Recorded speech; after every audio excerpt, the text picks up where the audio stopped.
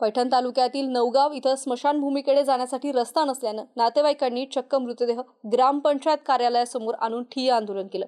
या घटनेमुळे नवगाव आणि परिसरात एकच खळबळ उडाली।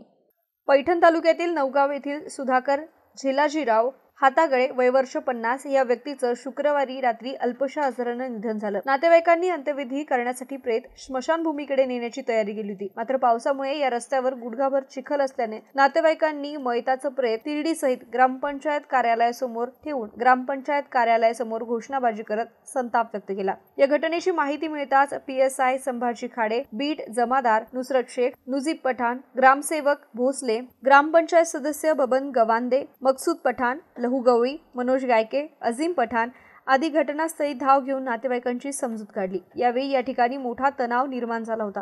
तसेच नागरिकांमधून संतापही व्यक्त करण्यात येत होता। जवळपास नातेवाईकांनी ग्रामपंचायत कार्यालयासमोर 1 ते 1.5 तास ठिय्या आंदोलन केलं।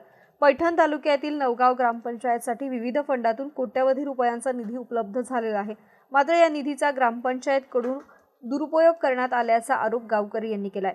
गावापासून जवळ असलेल्या स्मशानभूमीच्या रस्त्याचं काम करण्यात यावं अशी अनेक वेळा नागरिकांनी मागणी केली होती, परंतु स्मशानभूमीकडे जाण्यासाठी रस्ता तयार करण्यात ग्रामपंचायतनं टाळाटाळ केल्यानं नागरिकांमधून संताप व्यक्त होतोय। गौतम बनकर, MCN न्यूज, पैठण।